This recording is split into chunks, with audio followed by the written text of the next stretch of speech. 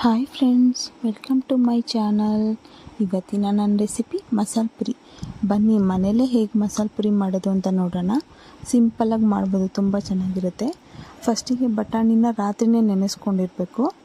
ಅದನ್ನು ಕುಕ್ಕರಲ್ಲಿ ಬೇಯಿಸ್ಕೊಳ್ಳೋಣ. ಬಟಾಣಿ ಮತ್ತು ಆಲೂಗೆಡ್ಡೆನ ಫುಲ್ಲು ಸ್ಮ್ಯಾಶ್ ಆಗುವಾಗೆ ಒಂದು 3-4 ವಿಷಲ್ ಮಾಡಿಸ್ಕೋಬೇಕು.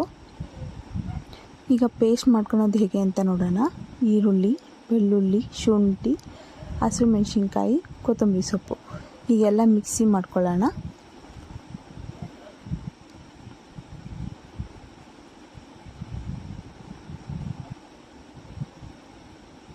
ಸ್ವಲ್ಪ ಖಾರ ಬೇಕು ಅಂದರೆ 1-2 ಮೆಣಸಿನ್ಕಾಯಿ ಎಕ್ಸ್ಟ್ರಾ ಹಾಕೊಬೋದು ನೀವು. ಜೀರಿಗೆ ಮತ್ತು ಮೆಣಸು ಹಾಕ್ಕೊತಿದ್ದೀನಿ ರುಬ್ಬಕ್ಕೆ. ನೋಡಿ ಫ್ರೆಂಡ್ಸ್, ಫೈನ್ ಪೇಸ್ಟ್ ಆಗಿದೆ. ಇವಾಗ ಸಾಂಬಾರು ಮಾಡೋದು ನೋಡೋಣ. ಒಗ್ಗರಣೆಗೆ ಸಾಸಿವೆ ಮತ್ತು ಈರುಳ್ಳಿನ ಫ್ರೈ ಮಾಡ್ಕೊತಾ ಇದ್ದೀನಿ. ಟೊಮೊಟೊ ಹಾಕ್ಕೋಬೇಕು. ಚೆನ್ನಾಗಿ ಸ್ಮ್ಯಾಶ್ ಆಗೋ ಥರ ಬೇಯಿಸ್ಬೇಕು ಅದನ್ನು. ಈಗ ಪೇಸ್ಟ್ ಮಾಡ್ಕೊಂಡಿರೋದನ್ನು ಹಾಕ್ಕೊಳ್ಳೋಣ.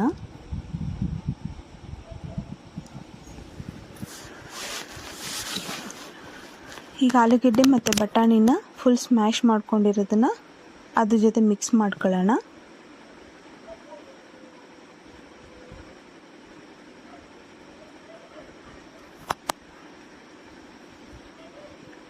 ಎಲ್ಲ ಮಿಕ್ಸ್ ಮಾಡ್ಕೋಬೇಕು ಚೆನ್ನಾಗೆ. ಹಸಿ ಸ್ಮೆಲ್ ಹೋಗೋ ಥರ ಬೇಯಿಸ್ಬೇಕು ಅದನ್ನು ಮೀಡಿಯಮ್ ಫ್ಲೇಮಲ್ಲಿ. ಇವಾಗ ಸ್ವಲ್ಪ ನೀರು ಹಾಕ್ಕೊಳ್ಳೋಣ.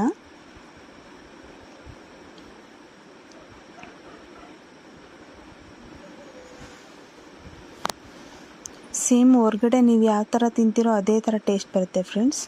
ಸ್ವಲ್ಪ ಖಾರದ ಪುಡಿ, ಸಾಂಬಾರು ಪುಡಿ, ಅರಿಶಿನ, ಸ್ವಲ್ಪ ಚಾಟ್ ಮಸಾಲ ಮಿಕ್ಸ್ ಮಾಡ್ಕೊಳ್ಳೋಣ. ತುಂಬ ಟೇಸ್ಟಿಯಾಗಿರುತ್ತೆ.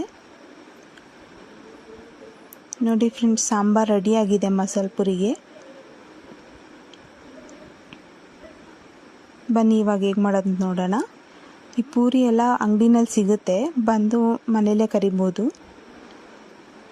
ಸ್ವಲ್ಪ ಪುಡಿ ಪುಡಿ ಮಾಡ್ಕೊಳ್ಳೋಣ ಪೂರಿನ.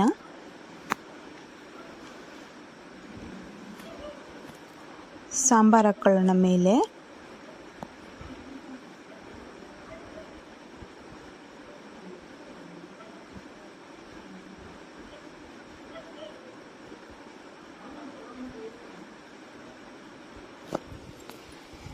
ಸೇಮ್ ಟೇಸ್ಟೇ ಬರುತ್ತೆ, ಹೊರಗಡೆ ತಿನ್ನೋ ಥರನೇ ಟೇಸ್ಟ್ ಬರುತ್ತೆ. ಮೇಲೆ ಸ್ವಲ್ಪ ಈರುಳ್ಳಿ, ಟೊಮೊಟೊ, ಕೊತ್ತಂಬರಿ ಸೊಪ್ಪು ಹಾಕ್ಕೊಳ್ಳೋಣ ಇವಾಗ.